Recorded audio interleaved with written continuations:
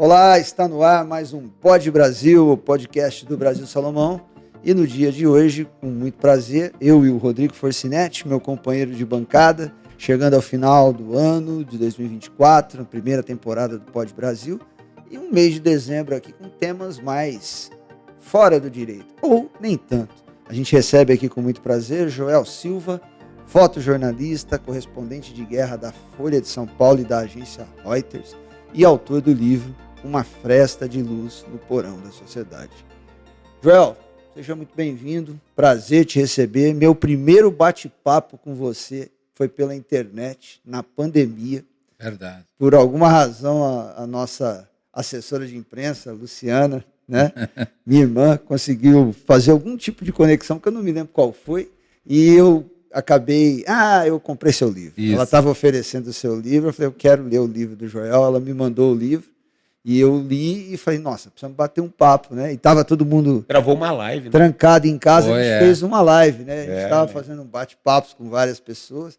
Prazer enorme te receber, depois você passou por aqui também, registrou aqui advogados do nosso escritório, já é um grande amigo nosso da casa e sempre que pode está conosco aqui. Eu queria começar falando sobre você, né? Quem é o Joel Silva e que caminhos o Joel trilhou desde quando começou até os dias de hoje? Conta para nós, seja bem-vindo, meu caro. Bom, obrigado primeiro pelo convite, é sempre um prazer falar do trabalho, enfim, ainda mais aqui, né? Pessoal que eu respeito muito, admiro, né? O Joel Silva é um fotógrafo que não tinha muitas pretensões como fotógrafo, né, no começo da carreira, mas eu sempre sonhei em ser fotojornalista, né? E o meu sonho nem era cobrir guerras, meu sonho era fazer coberturas esportivas, Copa do Mundo, Olimpíadas. Bem melhor, né? Mas eu acho que na profissão, né, quando você escolhe a profissão, você vai descobrindo ao longo do trajeto qual é a sua função. A gente estava conversando sobre isso, né?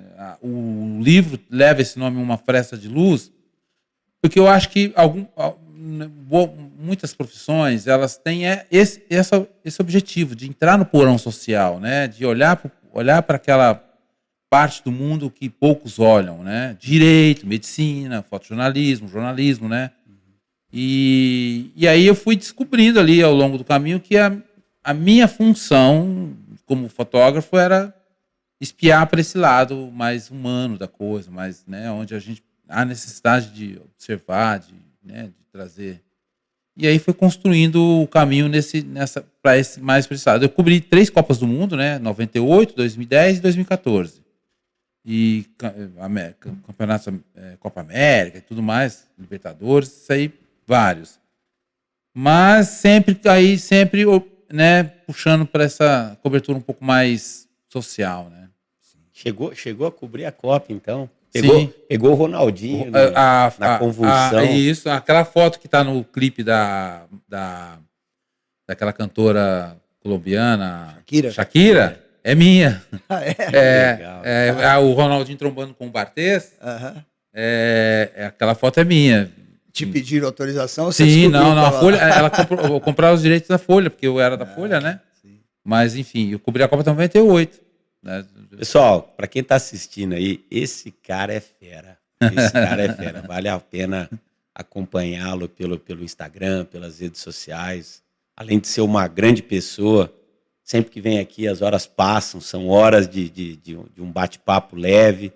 Então, fazendo as palavras do Evandro aqui, Joel, obrigado. Eu que agradeço. Pela sua presença. Você vai contar com certeza a sua história aqui. Você vê essa da Copa, eu nem lembrava. Né? Mas você lembrou do momento importante, que foi a convulsão do Ronaldinho, você né? Falou. A sacanagem foi pular 2002, né? Perdeu o penta ali, poderia estar ali, mas pegou um momento importante. Mas muito obrigado você estar aqui. É legal a gente conhecer um pouco mais da sua história, né? E você falou nessa questão de você ir se encontrando na vida, muitas vezes a vida te mostra o caminho que você deve seguir, né? Quando a gente começa a olhar para a nossa carreira, o Evandro falou, esse ano foi um ano muito rico em termos de experiência, esse primeiro ano do Pod Brasil. Nós recebemos aqui na bancada histórias maravilhosas, projetos maravilhosos. Então, assim, foi enriquecedor. E a gente vai finalizando o ano com histórias como a sua, né? Que dignificam muitas vezes algo que acaba sendo banalizado. Até a minha pergunta, já para envolvendo a sua trajetória, seria: a fotografia é algo muito poderoso, né? Você vai na casa de um amigo, você sempre quer ver fotos, né? Quando você senta em família, você resgata as fotos do passado, mas hoje em dia, com o celular, né, com essas câmeras fantásticas que o próprio celular possui, acaba sendo banalizado de uma certa forma, muito embora você tenha democratizado também, viabilizado uma série de situações que certamente no passado não seriam registradas. Então, acho que aliando a essa tua história de vida, o que a fotografia ela representa para você? Na sua visão, o que a fotografia ela representa na vida das pessoas? Quando a gente estuda fotografia, né? Quando eu estudei fotografia, eu não tinha muita noção do real impacto que a fotografia causa. No meu livro, Uma Fresta de Luz no Porão da Sociedade, tem um trecho lá que eu descrevo que o tempo, ele apaga os detalhes da história. Então, por exemplo, esse momento aqui agora, eu lembro que tem 3 xícaras, enfim. Mas muitos detalhes a gente não vai lembrar daqui 5, 10, 15, 20. Porque a humanidade pensa muita coisa momentânea. Ela não olha para o futuro. Então, um termo que eu tenho usado muito, falo muito sobre isso quando eu estou fotografando, inclusive pessoas, eu falo: você sabe o que significa fotografia? Eu faço essa pergunta. A pessoa olha para mim: é o congelamento do tempo. Aí todos têm, né? Eu faço: não, a fotografia é uma carta que você escreve para o futuro. Muito bacana. Que legal. Porque se você olhar a fotografia, o tempo apaga os detalhes, a fotografia não. Ela está ali todos os detalhes. Aí, e por coincidência, eu tenho recolhido várias fitas VHS que eu tenho em casa e eu vou digitalizar. E aí peguei meus álbuns de casamento, eu fiz 30 anos de casado anteontem. E aí, quando você olha, é uma carta mesmo que você tá relendo. Então, se você estava num momento difícil, todos nós passamos por momentos difíceis, por mais que você faça uma foto num momento difícil da árvore da porta da sua casa, quando você revê aquela foto, mesmo que seja de uma árvore, que não é foto sua, ela vai te remeter àquele momento. Nossa, nesse período da pandemia, principalmente, eu fotografei meus filhos na pandemia. Aí eu falei: nossa, e a fotografia ela é tão potente. Eu acho, Rodrigo, que as pessoas precisam ter essa consciência do que o que elas estão produzindo agora vai ter um efeito muito forte lá na frente não é de saudosismo, mas de que a gente supera os problemas, que nós superamos os desafios, que nós, inclusive, temos momentos bons. Então, eu acho que a carga da fotografia, ela é isso. Ela é uma carta, com todos os detalhes, com tudo que você estava sentindo, com tudo que você vivenciou, e ela te diz lá na frente: olha, você superou. Joel, e é engraçado, você falou uma coisa, eu fiquei pensando aqui. Até mencionei que esses dias a gente estava em família, pegando algumas fotos do passado. Às vezes você começa a reparar e você vê coisas na fotografia que você não viu no passado. Então, alguns detalhes você fala: meu pai, eu não tinha visto isso aqui, não tinha reparado essa situação. Não tinha percebido que essa pessoa estava junto comigo nesse lugar. Então, assim, chega até a arrepiar, né? A fotografia ela é muito rica, né? E muitas vezes ela consegue espelhar, outra colocação que eu queria te fazer, ela consegue espelhar melhor do que um filme, do que uma gravação, né? Não sei se é pelo dinamismo. A foto você acaba estatizando a situação, você consegue reparar melhor os detalhes. Isso. Mas ela te traz uma riqueza que é algo que você fixa na memória, né? É um negócio... Esses dias eu estava ainda revendo essas fotos. Eu tenho um cunhado, né, que tinha um sítio na época, quando meu filho era muito pequeno. E aí eu fiz uma foto dele no carrinho, lá na beira do sítio, né? Aí eu olhei o forro do carrinho, falei: gente, olha o forro, eu lembrava desse forro. E aí é exatamente isso. Aí você começa a olhar, e no meu casamento, por exemplo, comecei a ver, nossa, e pessoas, a Eliane Silva, o Jimmy, pessoas, nossa, a Eliane foi no meu casamento, gente, olha, fulana, ou fulano. E aí, porque assim, eu acho que as pessoas precisam dar precisam começar a dar importância, mesmo nessas fotos que você disse, né? Então eu vou até trocar, eu falei um pouquinho de banalização, na verdade não, né? O fato de você estar com um telefone celular, e hoje qualquer telefone ele tira foto, ele vai te permitir a captação de momentos. Se ela ter essa consciência de guardar isso, porque assim, eu acho que é isso, né? As pessoas, elas têm hoje a oportunidade que eu, pelo menos na minha infância, não tive. Tem fotos minhas. Pô, é isso que eu falo. Pô, quantos momentos nós hoje tiramos, né? Poxa, E o próprio celular hoje, né? Pelo menos para quem tá ligado à Apple, que é o meu caso, ela seleciona para você momentos. E quando você menos espera, imagino que o Android deve fazer a mesma coisa. Quando você menos espera, ela te fala: olha essa lembrança aqui. Você abre o dia e ela te mostra lá. E ela pega temas, né? O seu mês de outubro nos últimos 10 anos. E vai botando nas suas fotos. Tem algumas coisas subliminares, né? Porque às vezes você tá falando alguma coisa, a hora que você olha pro celular, aparece a foto. Eu visitei tal país. As suas fotos daquele país aparecem. Começa a aparecer. Né? Mas eu acho que, por exemplo, o Facebook faz isso, né? Só lembrança de 20 anos atrás. E aí, eu acho que as pessoas precisam ter essa noção de importância do registro histórico. Eu acho que elas têm mais acesso a essas ferramentas, mas eu acho que elas eu acho que elas só vão entender essa geração de 2000 para cá, elas vão entender esse processo todo em 2030, sei lá, 2025, 2070, sei lá. E é uma fotografia muito centrada no umbigo, né? Isso. No indivíduo, é a selfie. Não é você olhar o mundo que está em volta de você, é olhar como a sua cara está naquele dia. Isso que é uma grande diferença, né? Porque você tem hoje um material fotográfico muito mais abundante do que em qualquer momento da história do planeta, da humanidade, né? Então, assim, construir os registros históricos desta geração será uma tarefa mais fácil, por N razões, mas porque você tem... E até tudo, um outro exemplo que eu lembrei, né? Esses dias, eu no carro, né, com a família no carro, e de repente aquele sunset maravilhoso. Mas não deu outro. Então você consegue. Eu tenho até uma hashtag, Sunset Evandro Grilha. Pode procurar, tem quase 100 fotos. Mas, então, assim, tem algumas coisas, né? Tem uns amigos que tiram e me marcam ainda. Então tem umas fotos que não são minhas. Então, mas eu lembrei, né? Eu falei sunset justamente para provocar. Joel. E tem coisas pequenas, né? Às vezes uma vista de uma árvore.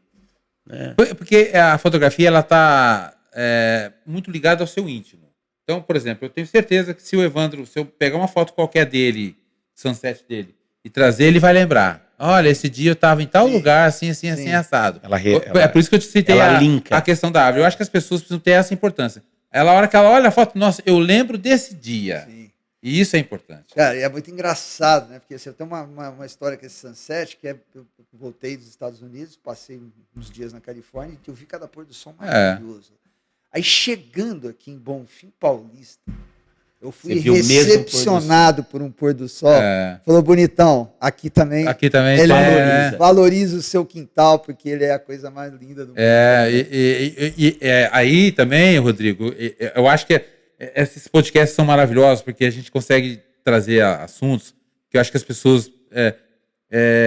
a fotografia traz até isso para a pessoa. Ela começa a se refinar com algumas coisas que ela gosta mais.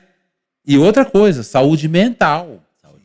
Se você está ali, se você aprender a sair do selfie, mas aprender a olhar para o mundo, olhar para as suas coisas, olhar para as pessoas que vivem com você... E se você tem noção de que aquilo um dia vai acabar, e aí você começa a documentar isso como saúde mental para você estar estressado, né?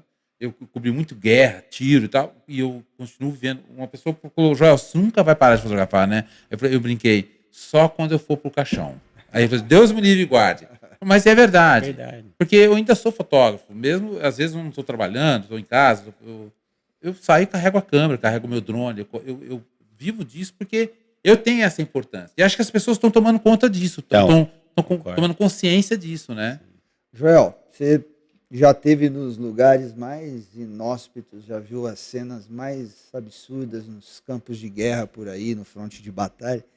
O que te move em direção a essa coisa de estar próximo do conflito? Sei que você já tomou tiro em situação como essa, de raspão, mas foi. No seu livro você conta isso, né? E por que é importante registrar esse momento? Assim, o que você aprende com essa história toda de estar lá no meio de uma guerra?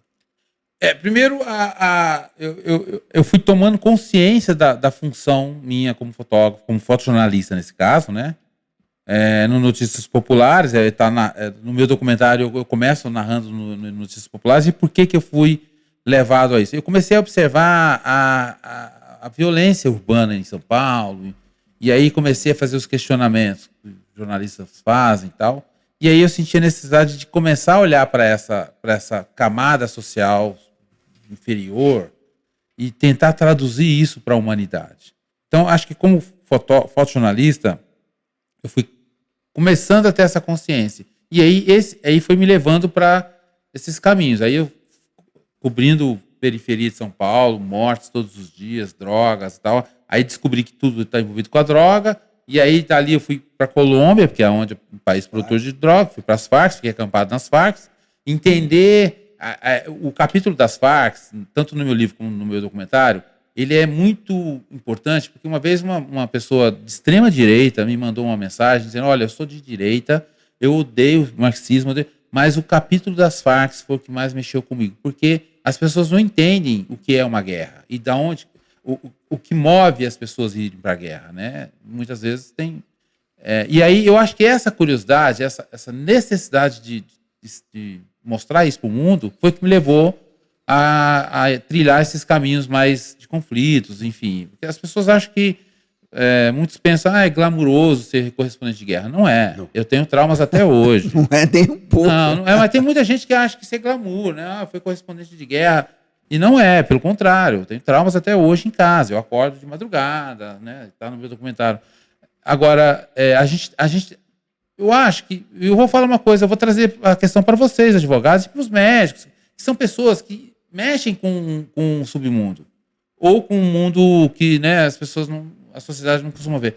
Mas imagina você você está defendendo um caso em que a sociedade é contra aquilo, no seu subconsciente pode, num primeiro momento, mas depois, lá na frente, isso pesa contra, porque você, né, defendendo uma pessoa injustamente, foi tudo isso é uma carga que vem para dentro da gente, né? E aí eu fui sendo levado para esse caminho, né, para entender melhor essa violência do mundo, enfim. E eu acho que aí, voltando à carta, eu até queria fazer uma parênteses. As pessoas, elas escrevem livros e não sabem que estão escrevendo livros. Porque o tanto de foto que elas documentam, se você pegar a foto do 1º de janeiro ao 31 de dezembro, você tem um livro. É a história da tua vida naquele ano. E aí, quando eu fotografo, eu penso sempre é isso, né? Eu tenho muita noção da importância de um registro qualquer, em qualquer situação as queimadas que tivemos agora esse ano, esse material meu da Reuters e da Folha estão correndo o mundo e estão concorrendo a uns prêmios aí fora. É isso, é consciência da minha função, documentar aquilo para que a humanidade lá na frente entenda o que aconteceu em 2024 com relação à crise climática. Mas eu queria voltar um pouquinho no episódio das Farc lá, que eu acho que é interessante até você contar para quem está nos ouvindo aí o que você passou ali, né? Você sentiu a curiosidade de buscar a origem de um problema que as grandes capitais, as médias e hoje as pequenas, né, também passam. E aí você foi lá buscar informações, né, registros. E o que você encontrou ali, Joel?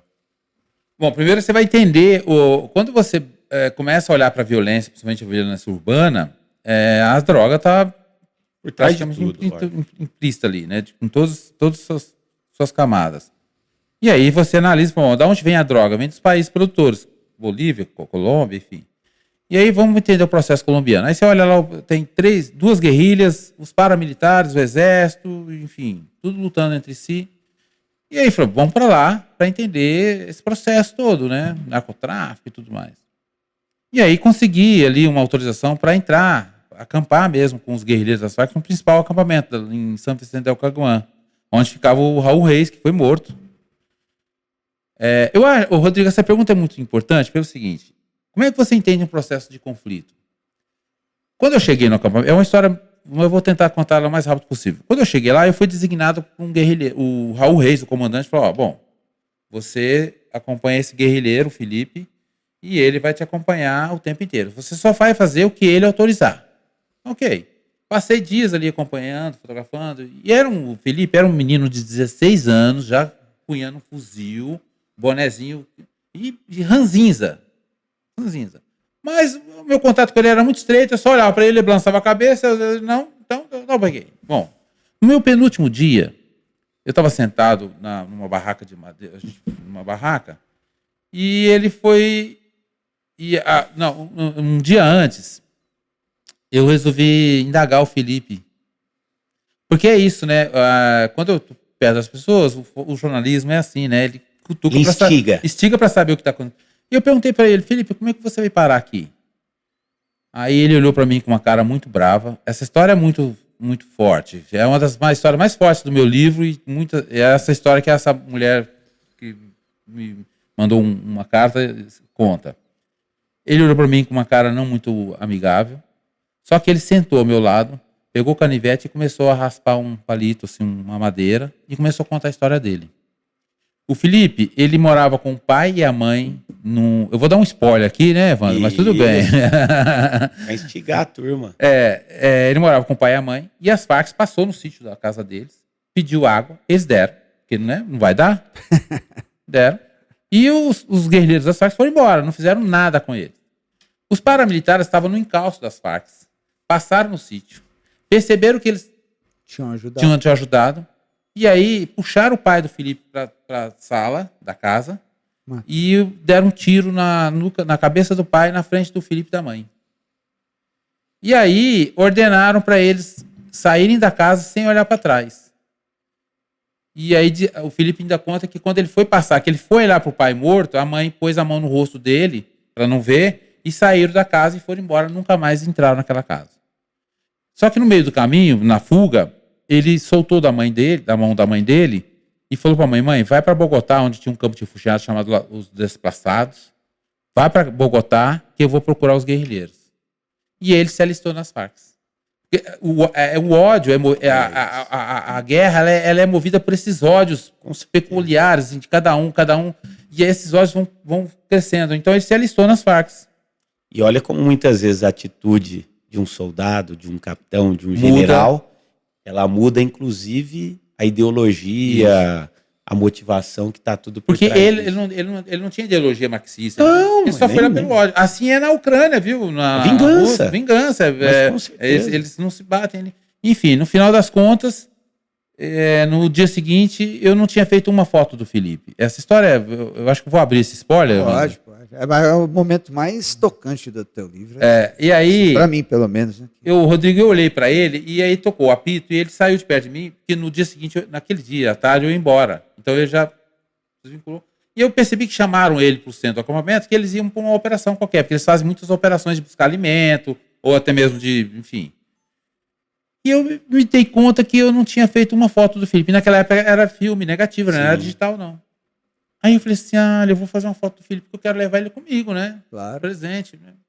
E ele estava indo para a mata, saindo, e eu olhando, mirando, e não olhava para trás. Ele com um fuzil no ombro aqui, né? Estava acostumado a não olhar para trás. E tem uma filosofia nas Farc de você nunca olhar para trás. Quem olha para trás é retrocesso, enfim, o guerrilheiro é sempre motivado a olhar para frente. Enfim, tem toda uma ideologia que é empregada ali. De repente, antes que ele saísse na mata, ele estava com o fuzil, ele vira, o olho vai direto no centro da minha lente. E aí eu tiro uma foto. Pá. Aí eu falei: danado, vou levar você comigo, brinquei comigo, né? Vim embora pro Brasil, soltamos uma série de reportagens na Folha, e aí num domingo a gente precisava de uma matéria, vamos contar a história do Felipe? Vamos. Aí eu liguei os guias, eu fui para Bogotá, visitei esse campo de refugiados, tentei localizar a mãe dele, dias depois. Meu filho O Gabriel, que hoje está com 24 anos, nasceu aqui enquanto eu estava lá. Recebi a foto dele pela internet, pelo e-mail, imprimi, coloquei. Às vezes as pessoas não entendem o quanto você tem que abrir. E eu digo nós, jornalistas, eu digo vocês também, médicos, abrir mão do seu convívio familiar por conta da profissão. As pessoas não têm muita noção disso. Enfim, aí liguei para os meus guias, eu contratei. Vão até lá, tenta localizar a mãe dele, preciso falar com a mãe dele e tal. Aí o guia veio, algumas horas depois, me respondeu, Joel, a coisa tá um caos aqui, mataram o filho dela. Eu falei, mataram o filho dela? Mas ela só tinha um filho, então é o Felipe. Eu falei, não sei. Aí o cara voltou lá, era o Felipe, tinha sido executado pelos paramilitares com um tiro na cabeça nas montanhas de Quimbaia, que as montanhas próximas, perto do acampamento. Poxa. Aí eu falei, como assim, né? Enfim, a ONU denunciou, teve lá uma chacina. Esse caso específico a ONU entrou, porque entendi. Os paramilitares, foi execução, enfim. E aí eu imprimi 5 cópias da foto e mandei para ela. Eu acho que você pergunta, você ganhou algum prêmio? Eu falei, já ganhei alguns prêmios, né? A ONU e tal. Mas acho que o maior prêmio que eu ganhei foi a carta que a mãe dele me mandou. Uma carta, assim, muito tocante, dizendo que, por conta daquela foto, aquela é o único registro que ela tinha do filho do mundo. Que ela fala em espanhol, né? Você aliviou a dor de uma mãe por conta dessa foto, porque é o único registro do Felipe nessa vida. Então, assim... E ela fala dessa guerra que roubou minha família, que não é minha, mas roubou minha família. Tem uns trechos da carta. Então, assim, quando eu olho para a minha profissão, né, Evandro, quando você me perguntou isso, quando eu olho para a minha profissão, eu olho para esses momentos, assim, o quanto a minha fotografia pode ter feito alguma diferença na vida de alguém, ou denunciado essas situações. A gente sempre tem essa conotação de importância daquele trabalho para a sociedade, né? Joel. Vamos falar das fotos dele? Eu ia falar agora. Pra gente entrar, porque eu ia inverter um pouquinho. Né? Fechou. Mas fica à vontade, vai. Não, eu ia falar justamente isso. Ia dizer dessa tua passagem recente agora pela faixa de Gaza. Pois é. Né? Estamos num momento... Conflito latente. Muito aquele delicado. conflito, é uma região muito sensível, como eu digo no meu documento, é muito sensível nas relações entre palestinos e judeus. Você não tem o que defender nem palestinos nem judeus, mas assim, é muito complexo, né? Assim, vai muito além do nosso conhecimento. Sim, há poucos dias atrás, o Tribunal Penal Internacional decretou a prisão do primeiro-ministro, do Netanyahu, do ministro da Defesa e do líder do Hamas, que acho que já foi até abatido pelo que... Todos eles, né? Só tá exatamente. Assim, ali. Mas é uma coisa, né? E aí, antes de chegar lá, né? Haiti, faixa de Gaza agora recentemente. A África, né?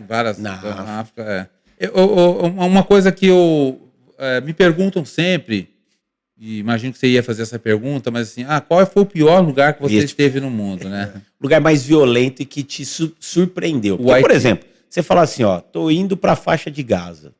Acho que qualquer pessoa que tem um mínimo de consciência nessa vida sabe o que vai encontrar lá. Mas, por exemplo, vê o que você falou, o Haiti. O Haiti, ninguém tem a menor ideia de que vai encontrar lá. Porque, olha aí, Aqui já é a primeira foto. Essa foto eu apelidei ela de o pálido ponto azul, que é uma casinha azul ali no cantinho, né? Pequenininha. Quem tá vendo nosso podcast vai ter ela aí na tela para ver com mais calma. Mas, para vocês terem uma ideia, essa é uma das regiões mais, não nobres, mas assim, de classe média no Haiti, no Porto Príncipe. Os jardins ali. Vamos dizer, sei lá, que de Ribeirão Preto seria a Vila Seixas ali, assim, né? Perto da João Fiuza, não é? Ali aqui para baixo. Não são totalmente pobres. E sabe uma coisa que você ao reparar? Os telhados são de zinco. Por quê?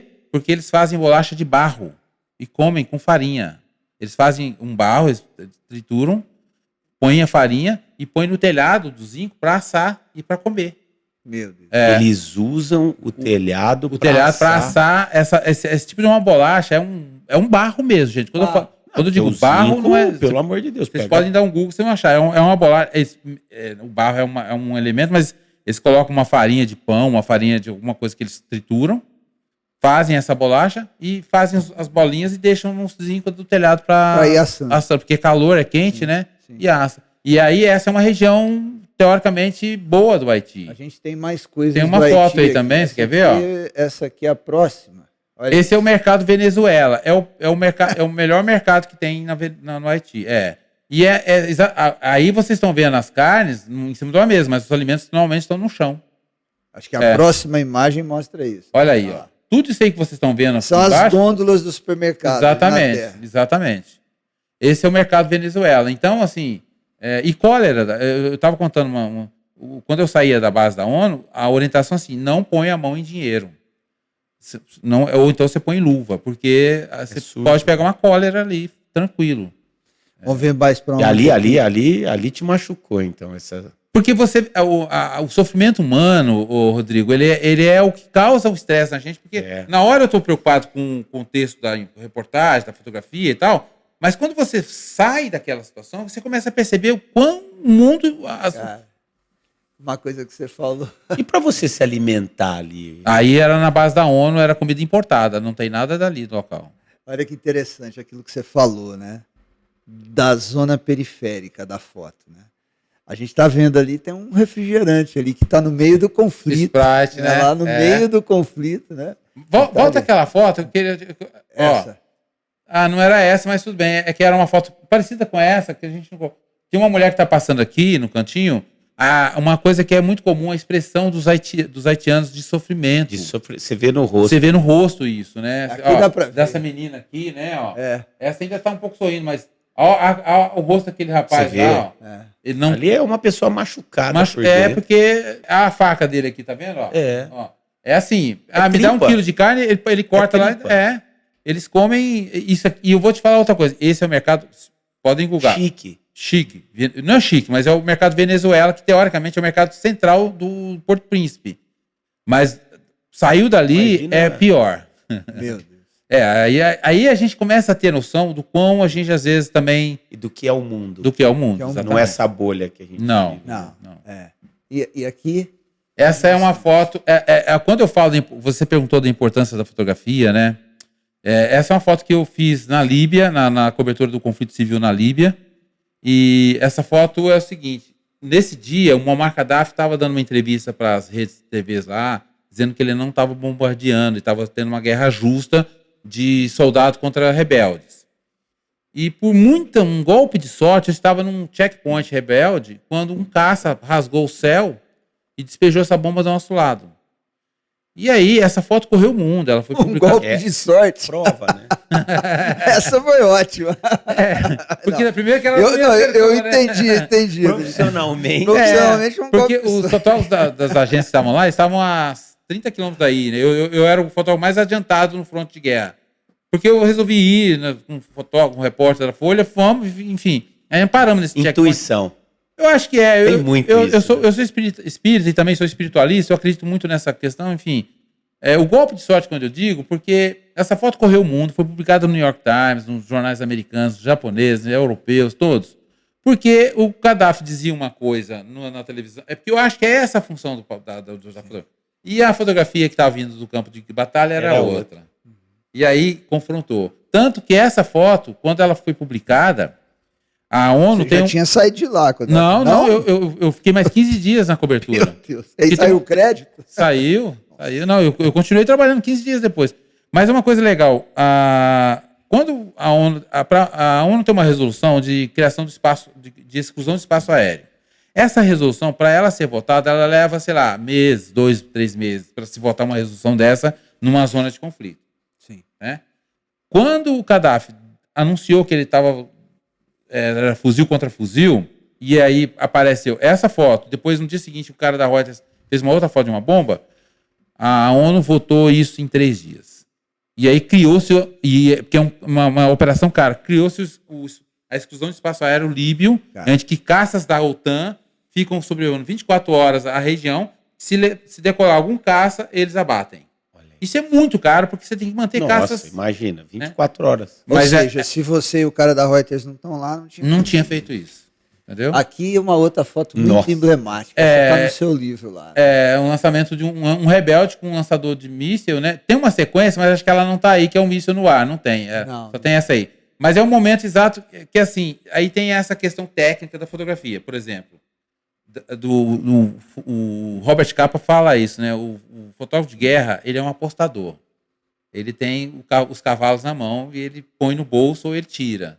É uma frase que está no livro dele que eu acho muito importante, porque assim, esse rebelde, ele estava com esse lançador de míssil para baixo, andando. E eu falei assim, em algum momento esse cara vai lançar, porque se passar um rasgar, porque passa, né? Se ele vê um caça rasgando o céu, ele vai... E aí, o fotógrafo da Royce estava comigo, só que ele desgrudou de mim, que foi lá no fundo, onde está a artilharia. E ele foi ficar lá. E eu ainda, aquela questão de, assim, bom, eu vou apostar. Eu apostei todas as minhas fichas naquele dia nesse Poderia cara. ter perdido algo muito interessante lá, mas falou... Vou apostar nele. E aí, 10 minutos depois que o fotógrafo se deslocou, eu fiquei sozinho com esse cara, e ele sabia que eu estava do lado dele. E eu já estava com a câmera pronta. Assim, as pessoas às vezes não entendem, como é que você fez essa foto? Não. Muitas vezes você já está pronto, a câmera está calibrada, você já tem ali eu carrego 2 câmeras, enfim, aí você... E eu estava com a câmera pronta, calibrei e fiquei pronto. A hora que eu percebi que aquele casca que soltou a bomba cortando o céu, eu falei assim, eu só enquadrei e fiquei. A hora que eu já... Foram uma sequência de 6 fotos, mas das 6, 3 muito boas. Uma que tem um fogo, essa, e um míssil bem no cantinho, assim. E essa foto o New York Times publicou, enfim, que é a sequência. Aí sou eu. Tem um vídeo. É um vídeo, tá vendo? É uma câmera pendurada do lado. E aí você também. Aqui no canto? Sou eu com essa câmera. Filmou essa? É um cara da CNN, eu passei na frente dele, na verdade. Ele ficou bravo, falando, vou te dar o vídeo. É um colete balístico, tá vendo? A gente anda com colete e um capacete. E essa é uma câmera, né? E aí esse é um checkpoint rebelde. Ele tá atirando ali porque Quem são esses? São rebeldes líbios que estão lutando contra a ditadura do Muammar Gaddafi, né? Você conseguiu saber quem financia?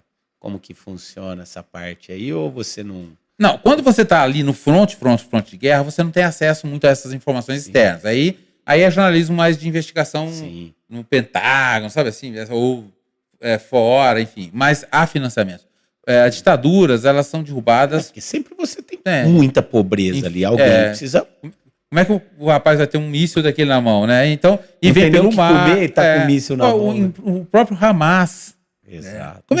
Lá. Eu morei em Gaza, né? Então, assim, como é que entra se é tudo cercado por Israel? Não, mas tem lá um cantinho com o Egito ali, os túneis, que a gente vai mostrar daqui a pouco, é onde passam todo o armamento, passa enfim, passa tudo por ali. E aí tem, né? Esse aí, alguém lucrando. Alguém lucra com essa situação. Sim, sempre tem alguém lucrando. Volta aí, ó. Essa foto, pra vocês terem ideia, é 5 da manhã, no deserto do Sinai, na fronteira com Gaza, e o exército está se preparando para fazer uma ocupação. Aí, tem um vídeo disso que não está aí, mas enfim, está no meu documentário, que é esse cara orientando os soldados, olha, a nossa direção vai ser essa, enfim, estava em hebraico, eu não entendo, mas enfim. Depois teve a tradução, o cara falou, olha, ele está falando que vai fazer isso. E aí é uma foto que o pôr do sol, ela é mais poética, né? E o fotógrafo, gente, é uma outra coisa que a gente sempre luta, é sempre um desafio.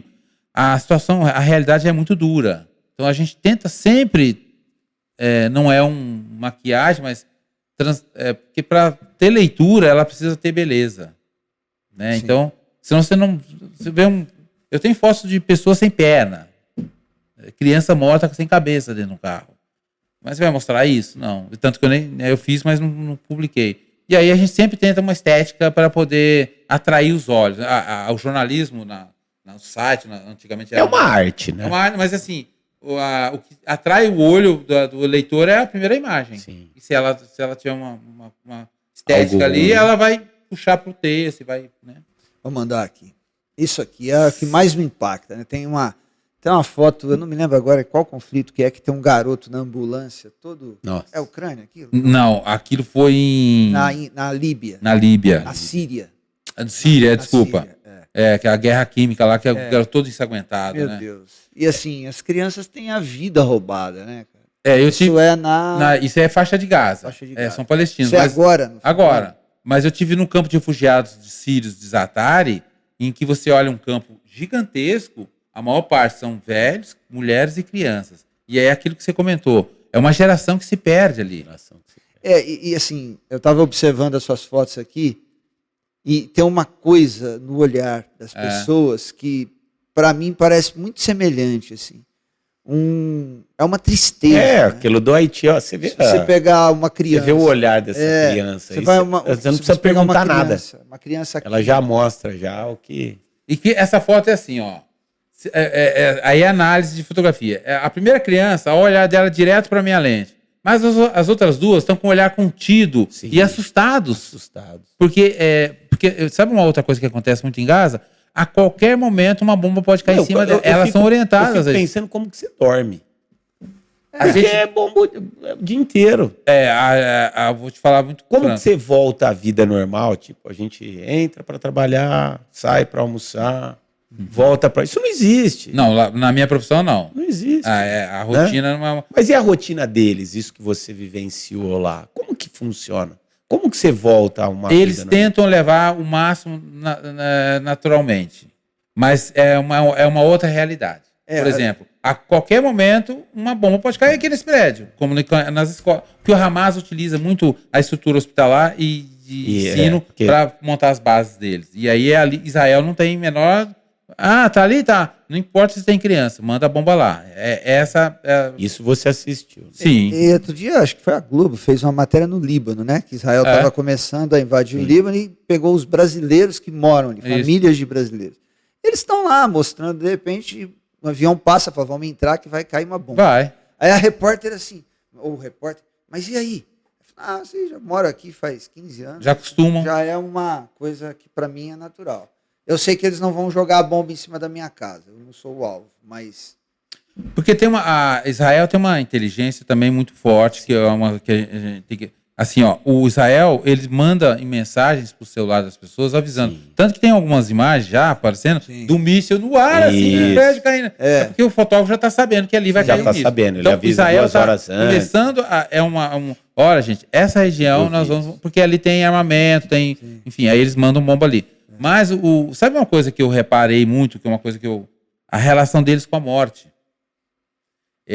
Eu acho que eles estão anestesiados de uma tal forma que, assim, eu acho que acredito que, assim, deixa eu matar, porque eu saio desse mundo. E muitas vezes... A sensação eu penso que é isso, porque não é possível, é isso, né, Evandro? Passou um caça, que também tem uma outra coisa. Nós não estamos acostumados a ver gente com fuzil na porta aqui do Brasil Salomão. Não estamos. Você vai em Israel... Pelo contrário, quando você vê alguém armado... Você assusta, né? Quando eu fui para Israel, o soldado anda fuzil tomando sorvete, a paisana, mas o fuzil tá... Porque o soldado, quando ele recebe fuzil, aquele fuzil é dele. Se ele perder, ele vai ter que responder por ele. Então, ele carrega o fuzil, e até por conta de atentados. Ele carrega o fuzil a paisana. E você sabe que é soldado porque ele tá com fuzil. E aí, assim, essas cenas começam a ser cotidianas. Eu morei lá e falei, nossa, a Bahia... Uma semana depois, pra mim, aquilo lá era normal. Fuzil, aí o caça rasga o céu, bomba caindo, a gente começa a ser anestesiado. Né? E o conflito agora de Israel com Hamas, ali na faixa de Gaza, ele tem mostrado pra gente como é a tecnologia de guerra. Os caras explodiram os pagers. Pô, como é que implantaram? Eles pararam de usar os celulares porque os celulares davam uma rastreabilidade. Aí trocaram pelos pagers, que era a forma deles se comunicar. Eles compraram esses pagers de um lugar e alguém entrou na fábrica do pager e colocou explosivo em todos os pagers. Olha que loucura isso, cara. É uma máquina. Não tem, e assim, não tem limite, né? Não tem... Porque as guerras estão... Tem um vídeo aqui também. Isso aí são soldados. Ali são pequenos vilarejos, bem próximo à faixa de Gaza, soldados caminhando para a região dos kibbutz, que é onde teve o atentado lá. E é só destruição, né? Você só um lugar. Você vê que esse vídeo não está no... Esse é um kibbutz, uma vila, na verdade, né? Olha a estrada lá em cima. É que o vídeo vai mexer um pouquinho porque eu estou ajustando. Mas é um jipe militar acompanhando uma pequena tropa ali, né? E eles entram na cidade, E a vida acontecendo. Não, é que aqui essa vila foi evacuada. Esse Mitsubishi que tá passando ali, esse carro tá vindo, são moradores que estão retirando as coisas para ir embora. Então, a vida meio que aconteceu. Não, acontece. Não, acontece ali. Que é mais esse aqui, essa história é boa. Aí no Cairo, esse vídeo, gente, olha como é a loucura. Assim, quando eu cheguei em Israel para fazer o meu trabalho de cobertura de correspondência, No segundo dia, estava tendo uma manifestação de estudantes numa praça e o exército chegou nessa praça e mandou bala. Mataram 800 pessoas. Nesse dia. E aí peguei o avião, fui pra casa e cheguei lá no velório, enfim. E esse aí é no dia seguinte. E isso mostra um pouco, são pessoas correndo, vai ter o áudio lá, são pessoas correndo contra os soldados atirando. Não dá para ver aqui, mas aqui no canto as pessoas caíram mortas. E é nesse momento que eu tomo um tiro de raspão vindo desse canto aqui, naquela placa preta lá no fundo, alguém de lá com uma pistola, lá, tá vendo? Ó, atira na minha direção. E a bala resvala no metal ali e passa na minha testa. Você que fez esse vídeo? Esse vídeo é meu, eu tava filmando na hora. Você quase filmou sua morte. Quase filmei minha morte. Eu não senti a bala, eu senti o tranco. Tanto que a Folha fez a matéria, o texto, a abertura na capa, eu senti um leve tranco na cabeça. Eu achei que era o capacete batendo no metal da ponte. Mas não é, foi a bala que bateu na minha cabeça, mas eu continuei filmando. A gente não tem, assim, uma coisa que eu falo no documentário, que assim, a partir do momento que você... Primeiro, assim, são duas frases que eu deixo no documentário, que não está no meu livro, mas que eu falo assim, aquele que decide descer no submundo, aquele que decide viver no mundo em conflito, saiba que o brilho da sua alma ficará lá. Aquele que decide viver o caos, saiba que o caos vai viver nele. São duas frases que eu acho você leva consigo. Que eu levo comigo, que é real. E aí, durante o documentário, eu falo uma coisa que é importante, que é assim, quando você atravessa essa fronteira, você não tem mais o controle da sua vida. Não tem. Então, assim, eu vou para a Ucrânia. Quando eu descer na Polônia e pegar um trem para ir para Kiev, a partir do momento que eu atravessar a fronteira de Kiev, eu não tenho mais controle da minha vida. É muito frieza isso? Porque senão eu não trabalho. É um médico que vai operar uma pessoa, ele vai ter que abrir o crânio dela. Ele vai ter que enfrentar aquilo ali. Então, toda vez que eu tomei a decisão de ir para uma zona de guerra, eu fui com essa linha de pensamento. Eu fui com essa linha de pensamento. Eu sou cristão, né? Enfim, eu cobri o golpe militar em Honduras, fui para as Farc, fui para África, Sudão, Líbia, Síria, enfim. Toda vez que você toma essa decisão, que eu acho que é uma pergunta que as pessoas sempre... Como é que esse cara decide isso? E sempre foi eu que sugeri para a Folha. Eu falei, tá tendo isso, temos que ir. Eu acho que nós temos que estar aqui. Eu acho que tem que ter um fotógrafo aqui. Sempre foi eu que cutuquei. Porque eu também tenho essa necessidade de entender o mundo, esse mundo em conflito, né? Agora, precisa ter essa serenidade de entender o seguinte. É a racionalidade da tua profissão. A hora que eu atravessar essa fronteira, eu tenho que me concentrar no meu trabalho. Tanto que, muitas vezes, eu penso no que aconteceu só depois que eu estou no avião de volta. Nossa, gente, que loucura que eu fui fazer. E aí você cai em si. Cai em si, porque aí você começa a refletir, né? Nossa, explodiu uma bomba do meu lado. Gente, eu tomei um tiro. Nossa, enfim. Joel, então assim, se a gente pudesse resumir, o fato que mais te marcou é o episódio do Felipe, das Farc. Sim. Se a gente pudesse te perguntar, de todas as situações inusitadas que você viveu, esse foi o momento mais marcante. Então. Porque se você perceber bem, eu não vi sangue, eu não vi ele não viu o Felipe morto, não vi ninguém morto nas Farc, eu não vi nada disso. Mas eu vi a história. E você viu os efeitos indiretos de uma guerra. É a história o exemplo de como é que a guerra é alimentada, como é que os conflitos são alimentados, né?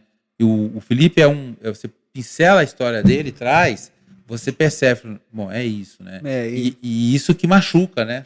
E naquele clique, eu me lembro, essa foto me marcou muito quando eu li o seu livro, que naquele clique você conhece a história inteira dele. Obviamente de trás para frente, porque depois que você conta, né?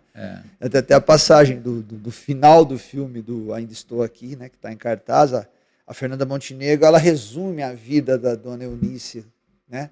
Que é a personagem central do filme, sem dizer uma palavra. Porque ela encena a dona Eunice no fim da vida morrendo com Alzheimer. Então ela está uma pessoa que...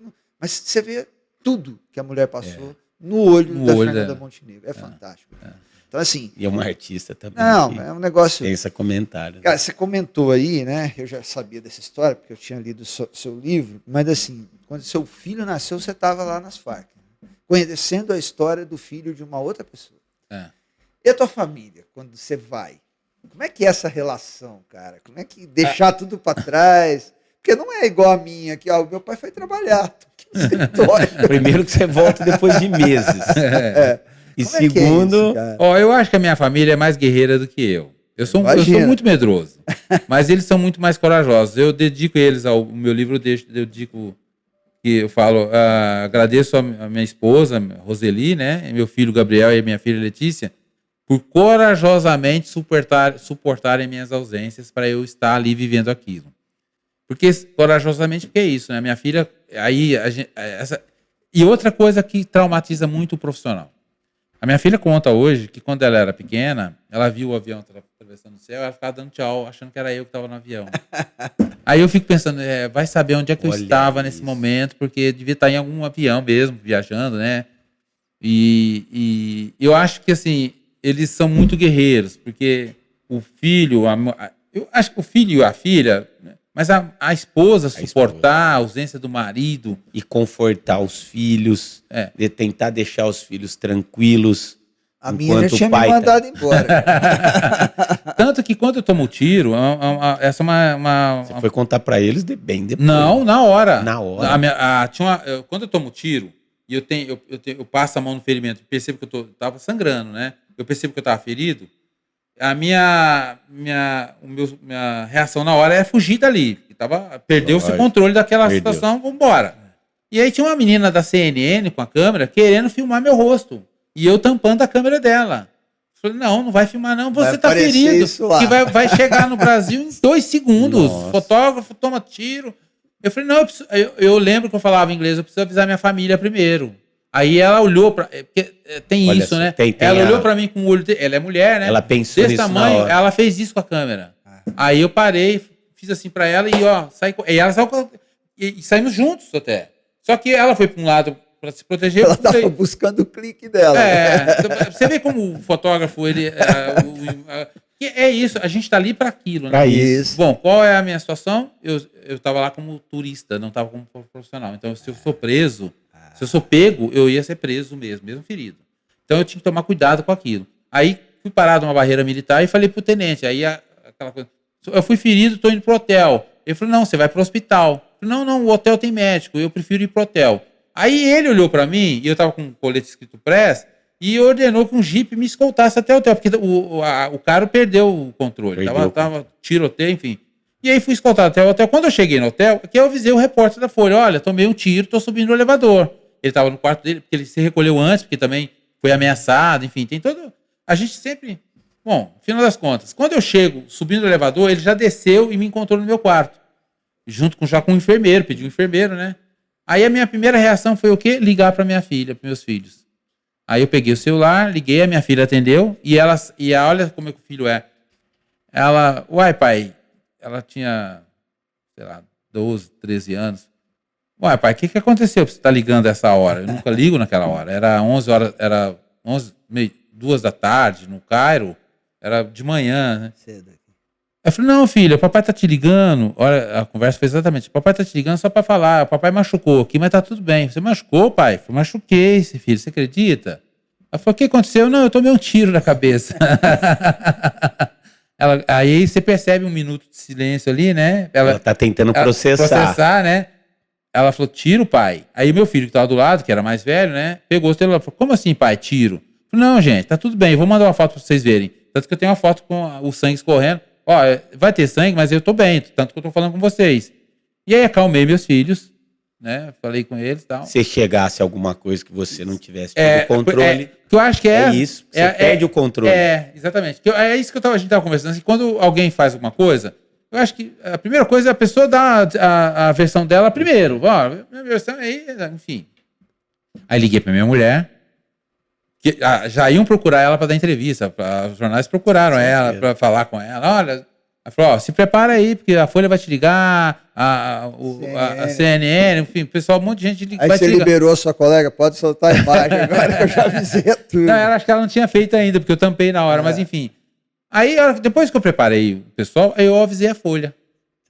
Aí eu avisei a Folha, como assim? Não, ó. Aí a preocupação deles se eu tava de capacete, eu tirei a foto com capacete e tal. Ó, não, tava com capacete, tava tudo certinho, mas foi um acidente. Tá bem, tá bem. Não, eu tô só com um pouquinho de dor de cabeça, mas vou tratar, enfim. Aí a notícia, né, Globo espalhou. Mas, olha pra você ver como é que é a minha reação. A primeira, de não deixar chegar a notícia para eles por vias de... É o seu pensamento aqui. Né? Aí, se você ler a notícia na capa da Folha que saiu, eu lá tomando o medicamento, passando o ferimento, o Globo deu, o fotógrafo da Folha leva tiro na cabeça. Parece que eu tomei um tiro e morri, né? E não, era um raspão. A coisa perde um pouco o controle às vezes, porque a dinâmica é outra. E um pouco disso, né? A gente não, outra coisa que é importante. Quando você está cobrindo uma guerra mesmo ali, você só tem informação daquele pedacinho do fronte de guerra. Você não tem informação do todo da guerra. Então, muitas vezes, você pega a notícia ali só. Às vezes você acha que você está ganhando a guerra, na verdade você está perdendo. Foi o que a gente aconteceu na Líbia. Tinha que fugir da Líbia, porque o cara, olha, foge que os caras vão matar vocês aí. Como assim, não? Foge que estão chegando aí, vão chegar. Pegamos um carro e fugimos para o Cairo. Aí, muitas vezes, a gente não tem muita noção. Mas a família, voltando à família, sempre quando eu puder, eu vou deixar isso registrado, né? Porque eles são muito importantes como estrutura para nós, profissionais. Né? Porque, na nossa vida, qualquer um, imagino na sua, né? Que não é uma... Mas, vou te falar, tem várias perguntas ainda para fazer, viu? Tô vendo o tempo passar aqui. Chegou. Mas eu preciso te fazer uma outra. Agora pra gente voltar para a Copa do Mundo também, né? Aí sim eu acho que é o sonho de qualquer jornalista, mesmo aquele que não tem aquela veia esportiva, né, Joel? Mas você aí teve a oportunidade de cobrir 3 Copas do Mundo. O que mais te marcou? O que mais te destacou dessas 3 Copas, 3 lugares diferentes, com realidades Brasil foi diferentes. França, África do Sul e no Brasil. Aí tem Libertadores, Colômbia, né? América Latina, mas é a Copa do Mundo. Olha, o Rodrigo... Aí perdeu até a graça, Libertadores, né? Pô, Copa do Mundo. Porque é uma outra dimensão outra realidade. do mundo, né? Porque é um momento completamente oposto da guerra. O mundo para, né? O mundo em festa, confraternizando. É um contraste, na verdade. Contraste. Porque quando a Copa de 98, eu não tinha ido para a Colômbia ainda. Eu fui para a Colômbia em 2000. Então a Copa de 98 era uma coisa meio... Meu sonho se realizando utópica, ali. né? Nossa, França ainda, 2 meses na França. É tudo muito... Né? Mas até a Copa de 98, eu ainda não tinha essa coisa, né? Agora, em 2010, por exemplo, na África, eu tinha acabado de perder meu pai. Meu pai tinha falecido uns 15 dias antes de eu embarcar. O jornal me deixou muita vontade para eu não ir mais para a Copa, mas imagina, eu não vou para a Copa. Credenciamento tudo pronto, né? Mas eu fui. E na África, a África do Sul, ela está muito perto, ela está no continente africano, ela está muito perto de países pobres. Ali eu fui fazer uma matéria numa favela chamada Bleckendorf. É uma favela que eles esconderam atrás do aeroporto, lá de latão. Esconderam mesmo. Botaram lá atrás do aeroporto, que sem desce do aeroporto você não vê, né? E é uma favela de latão mesmo. Aí é um pouco desse contraste do mundo. Aí, Rodrigo, uma coisa que sempre falo, eu não ouço mais música. Eu dirijo um Fusquinha que não tem rádio, não tem música. Eu viajo horas, viajo 4.000 quilômetros nesse Fusquinha. Aí você não ouve? Não ouço música. Por quê? Porque é um pouco isso da Copa, viu, o Evandro? Que assim, quem se afasta do mundo, imagina você olhando o mundo, aí você vê uma parte do mundo bombardeando, gente morrendo, criança morrendo. Aí você vê uma outra parte do mundo soltando fogos de artifício. Eu tenho pavor de fogos de artifício. E festas e tudo mais. Então, a gente vê um contraste muito forte. E aí você perde um pouco o prazer de ouvir uma música, de curtir né? Festejar. Por exemplo, eu não comemoro aniversário, eu não faço festa. Meu irmão falou, João, vamos fazer, meu aniversário é próximo aí. Vamos fazer um churrasco. Você vai lá na casa da mamãe, vai na sua casa, eu vou lá, como, bebo, vou embora. Os meus parentes da minha mulher também é a mesma coisa.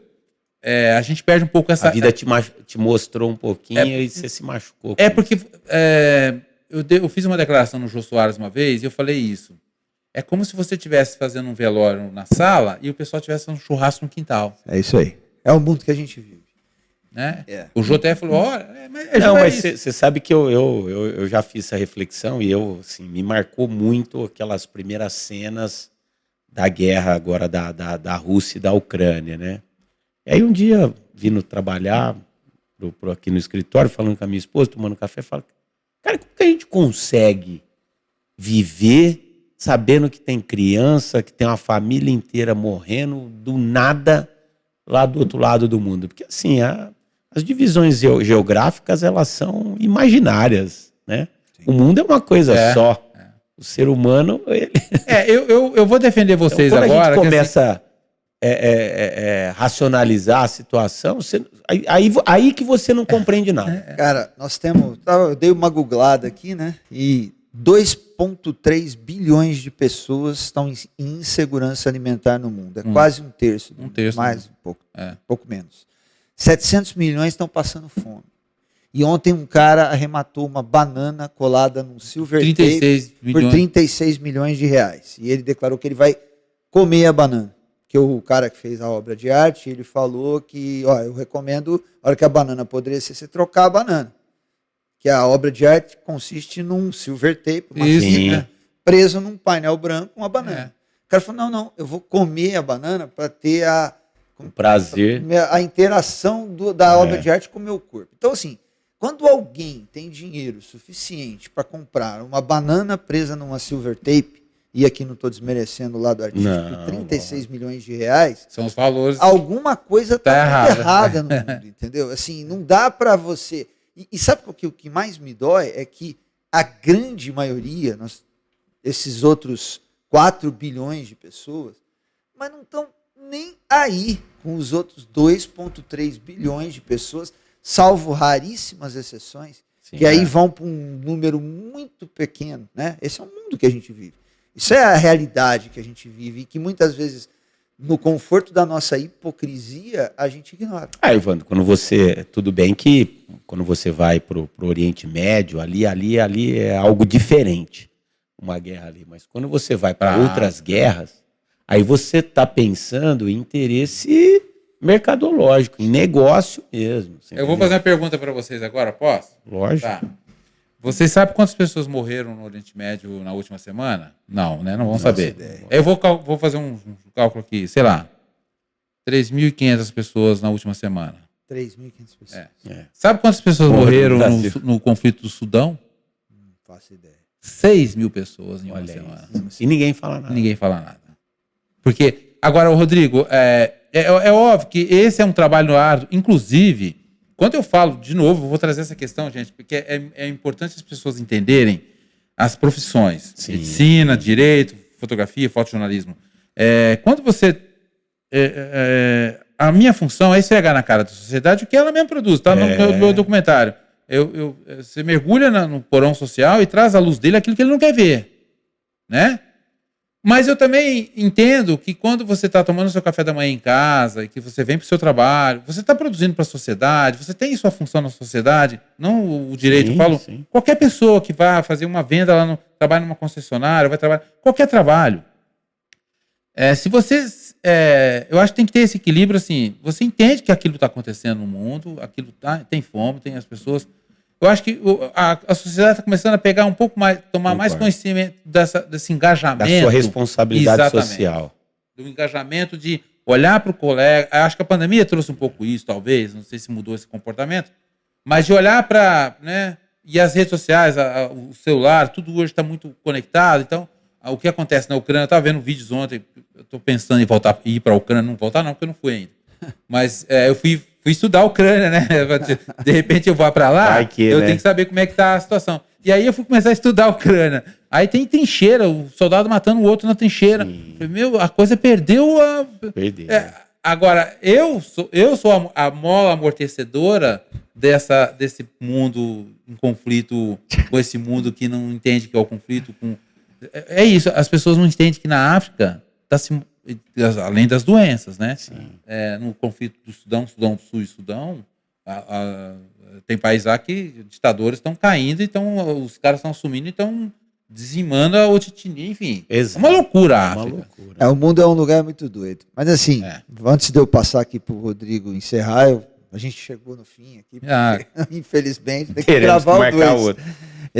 Eu queria te agradecer imagina. por dividir com a gente aqui o teu trabalho, nas tuas fotos, a tua história, e trazê-la aqui para nós no Pod Brasil é deixar uma inspiração para que a gente possa transformar um dia esse lugar que a gente vive num lugar um pouco melhor, né? Outro dia a gente discutiu aqui crédito de carbono para melhorar as questões, né, ambientais do planeta, né? E aqui nós estamos falando de uma coisa que é convivência humana, né? Que é a base de todo o conflito que existe. Então, queria te agradecer, passar para você encerrar aí as suas considerações finais e aproveita e avisa para a turma onde é que compra o livro e aonde assiste o documentário.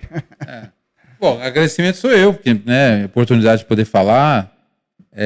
Eu acho que a humanidade precisa mais dessa empatia, né? Eu acho que a bomba, ao contrário, ela começa pela gente, né? Então, quando você amplia a sua empatia, amplia a sua necessidade de olhar para o ser humano como irmão, como uma pessoa que também está passando por alguma dificuldade, a gente começa a amplificar isso, revertendo essa violência, esse ódio. Sim. Mas eu que agradeço muito. O meu documentário está no YouTube, ainda não consegui vendê-lo para nenhum streaming, mas todas as guerras que eu vi, é só dar um Google lá, Joel Silva, todas as guerras que eu vi que vai estar no YouTube. O livro está na Amazon, no site a Amazon comprou o direito da venda do livro, ele que tem, e está na Amazon, e é isso, acho que tem mais, acho que o livro, né, e o documentário. O documentário é uma coisa que eu quis deixar, então eu fiz eu mesmo editando e eu mesmo subi para o YouTube, enfim, vai ficar aí para. E quem quiser conhecer a história em tempo real, acompanha pelas redes sociais. Se você está pensando em onde é que você vai passar férias em janeiro, ele está pensando em ir Não fomos nós que falamos, não. Foi ele. Que Deus te proteja. Se eu for, eu tenho fé nele. Joel, muito obrigado. Como eu já te falei algumas vezes, você é um cara, você passa aí uma energia obrigado. Absurda. É sempre bom, um prazer. Toda vez que a gente se encontra aí, são horas aí de bate-papo, uma pessoa leve. Eu acho que você leva um pouquinho dessa leveza aí. Acho que o mundo te escolheu para essa tua função aí. Você é um cara que passa uma energia positiva nesses lugares. Talvez esse é o alento que a sua família tem, né, de te doar um pouquinho para esses cantos do mundo aí que precisam de um pouco mais de luz. Então, parabéns aí pelo seu trabalho, pela pessoa que você é, e muito nos honra aqui, como o Evandro mencionou, te receber nessa bancada. Eu que agradeço. Eu sempre valeu muito feliz. Mesmo. Valeu Parabéns mesmo. pela profissão de vocês. Obrigado. A gente tenta, dentro da nossa insignificância, tentar levar um pouquinho de informação, uma informação descontraída, uma informação sem os códigos que muitas vezes, né, atrapalham a interpretação. Eu queria até deixar uma pergunta para encerrar. Vamos lá. Alguém imagina um mundo sem os defensores do direito? É como imaginar um mundo sem um médico? Verdade. Vamos morrer todo mundo, né? Verdade. Exatamente. Obrigado. Bom, esse foi mais um episódio do Pod Brasil, podcast do escritório Brasil Salomão, Joel Silva. Esse nome que fica para a história aí. Se você tem alguma sugestão, alguma crítica, gostaria de pedir algo aqui para nós, para toda a nossa equipe, mande a sua mensagem para podbrasil@brasilsalomão.com.br. Você acompanha novos episódios todas as terças. Agora nós daremos um tempo nesse final de ano, depois voltaremos no próximo ano com muitas novidades. Os episódios do ano de 2024 você pode acompanhar pelos nossos canais de streaming, tanto pelo YouTube quanto pelo Spotify. Muito obrigado e até a próxima.